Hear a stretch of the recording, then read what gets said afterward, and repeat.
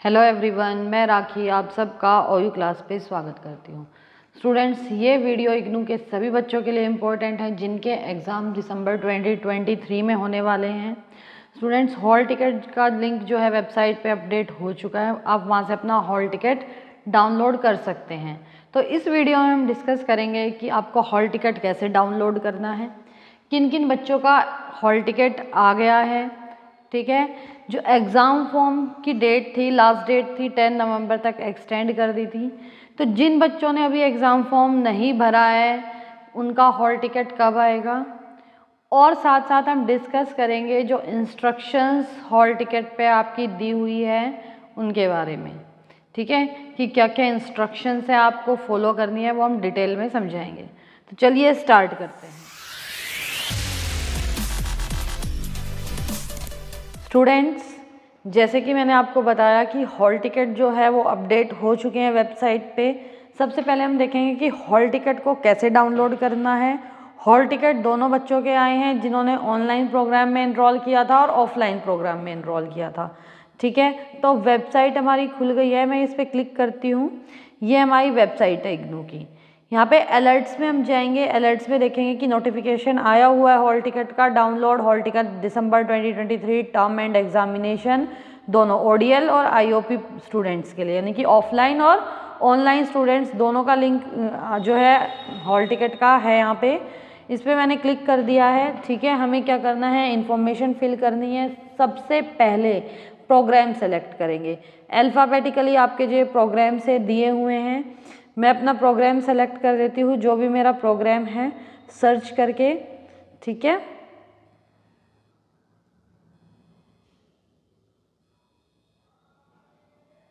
Programme मैंने select कर लिया। उसके बाद एनरोलमेंट नंबर हमें टाइप करना है, नीचे कीबोर्ड आ जाएगा। एनरोलमेंट नंबर मैं टाइप करती हूँ।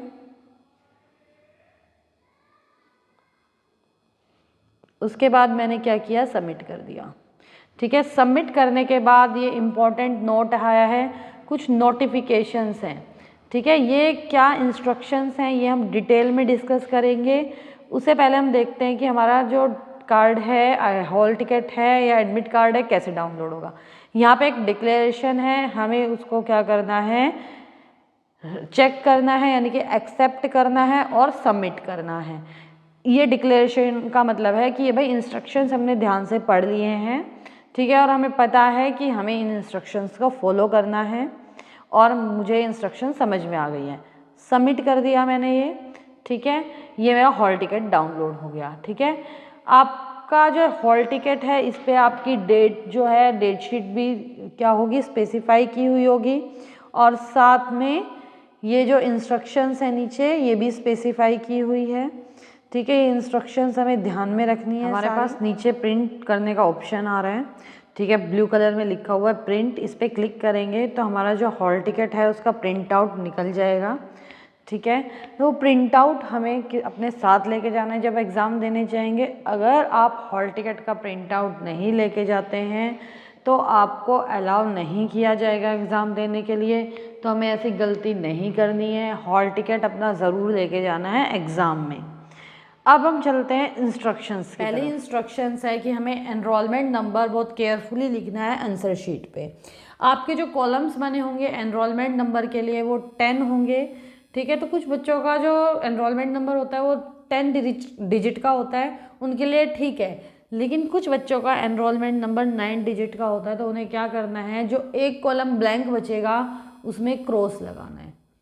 दूसरा हमारा जो इंस्ट्रक्शन है वो है कि कोई भी सप्लीमेंट्री आंसर शीट आपको प्रोवाइड नहीं की जाएगी, इसलिए जो आपको मेन शीट मिली है, आंसर शीट मिली है, उसको बहुत अच्छे से यूज़ करना है। कोई भी हमें बीच में लाइंस ब्लैंक नहीं छोड़नी है।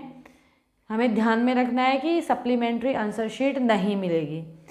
थर्ड, साइन जो है अटेंडेंस शीट पे चेक करने हैं हमें कि हमने अटेंडेंस शीट पे साइन किए हैं, ठीक है। और जो हमारा प्रिस्क्राइब्ड कॉलम है, जो हमारा एनरोलमेंट नंबर लिखा है, वही हमने साइन किए या नहीं किए। अगर हम साइन प्रॉपरली नहीं करेंगे, सही जगह पे नहीं करेंगे, तो हो सकता है कि हमारा एग्ज़ाम कैंसिल हो जाए या हमें ये माना जाए कि हम एब्सेंट थे। उसके बाद हमें चेक करना है कि हमारा सिग्नेचर हुआ है या नहीं आंसर शीट पे, इन्विजिलेटर का साइन हुआ या नहीं हुआ, और एग्ज़ाम सेंटर की स्टैंप लगी है या नहीं लगी। ये तीनों चीज़ चेक करनी है। एग्ज़ाम सेंटर आपका वही माना जाएगा जो वेन्यू आपका एडमिट कार्ड पे लिखा है, और किसी भी सेंटर पे आप एग्ज़ाम नहीं दे सकते। नेक्स्ट इज़ आपको स्टूडेंट आईडी कार्ड भी लेके जाना है हॉल टिकट के साथ। अगर आपके पास स्टूडेंट आईडी कार्ड नहीं है इन केस, तो आप कोई भी आइडेंटिटी प्रूफ अपना लेके जा सकते हो, जैसे आधार कार्ड हो गया, आपका वोटिंग कार्ड हो गया, जो इशू किया है गवर्नमेंट ऑफ इंडिया ने और जिस पे आपकी फ़ोटो है, ठीक है। Next is language.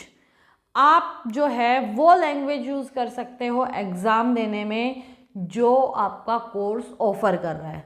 बेशक आपने कोई भी लैंग्वेज चूज़ की हो, मान लो आपका कोर्स ऑफ़र कर रहा है हिंदी और इंग्लिश दोनों लैंग्वेज, और आपने लिखा हुआ है ऑप्ट किया है हिंदी को, तो कोई प्रॉब्लम नहीं है, आप इंग्लिश में जो है पेपर दे के आ सकते हो। हाँ, लेकिन जिस लैंग्वेज में वो कोर्स नहीं प्रोवाइड है, ठीक है, वो लैंग्वेज आप नहीं लिख सकते, ना आप कोई रीजनल लैंग्वेज यूज़ नहीं कर सकते, ठीक है। उसके बाद question paper of the following courses, ये कुछ कोर्सेज हैं, इनके क्वेश्चन पेपर जो है वो ऑब्जेक्टिव टाइप होंगे।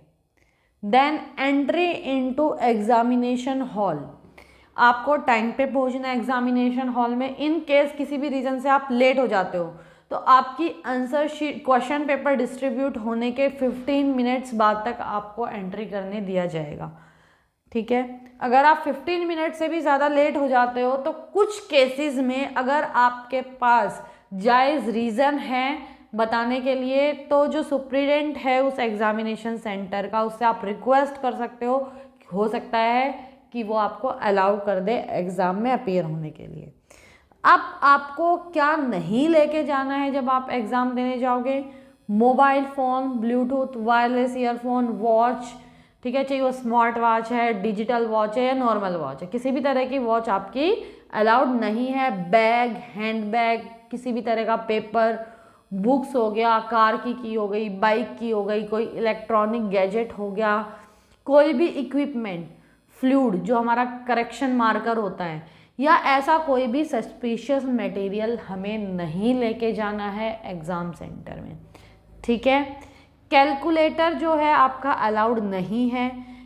अगर क्वेश्चन पेपर में मेंशन है तो आप कैलकुलेटर लेके जा सकते हैं, ठीक है। अगर आप ये सारी चीज़ें लेके गए हैं तो आपको इनको रखने के लिए खुद ही क्या करनी है, अरेंजमेंट करनी है। सेंटर जो है ये अरेंजमेंट नहीं करेगा कि आप अपने जो ये चीज़ें हैं, बिलोंगिंग्स हैं, कहाँ रखोगे, ठीक है। तो अगर आप कुछ लेके जाते हैं तो आपको सेल्फ प्रिपेयर होके जाना है कि आप ये सामान कहाँ रखने वाले हैं। Next is validity. आपका जो हॉल टिकट है कब वैलिड कहलाएगा? जब आपका जो प्रोग्राम है उसकी वैलिडिटी ओवर नहीं हुई है। सेकंड, जो आपके हॉल टिकट है उसमें सब्जेक्ट वो है, वो कोर्सेज है जो आपने रजिस्टर किए थे।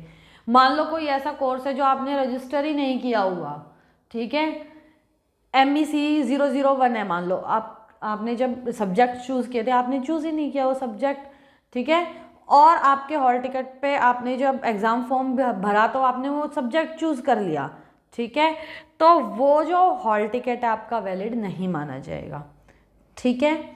Next, revaluation. अगर आपने किसी कोर्स कोड का भरा हुआ है तो आपके लिए उस सब्जेक्ट का हॉल टिकट जो है एप्लीकेबल नहीं होगा। इन केस आपका रिवैल्यूएशन का रिजल्ट नहीं आया है तो आप एग्ज़ाम अगर दे देते हैं तो जिसमें भी आपके ज़्यादा नंबर होंगे रिवैल्यूएशन के रिज़ल्ट में या जो आपने एग्ज़ाम दिया है उसके रिज़ल्ट में से, जो भी आपके ज़्यादा मार्क्स होंगे उसको ही काउंट किया जाएगा। नेक्स्ट जो हमारा पॉइंट है वो है नेम स्पेलिंग। अगर आपके नाम की जो स्पेलिंग है, आपके सरनेम की जो स्पेलिंग है उसमें कोई गलती है, ठीक है, स्पेलिंग सही नहीं है, तो आपको उसी टाइम पे कांटेक्ट करना है स्टूडेंट रीजनल डायरेक्टर को और अपनी प्रॉब्लम को उसी टाइम सॉल्व करना है, ठीक है। ये आपकी इंस्ट्रक्शंस थी। आई होप आपको ये सारी इंस्ट्रक्शंस समझ में आई होगी स्टूडेंट्स। अगर आपको वीडियो अच्छी लगी है तो लाइक कीजिए, शेयर कीजिए और हमारा जो चैनल है OU क्लास उसको सब्सक्राइब कीजिए। Thank you, take care, bye bye.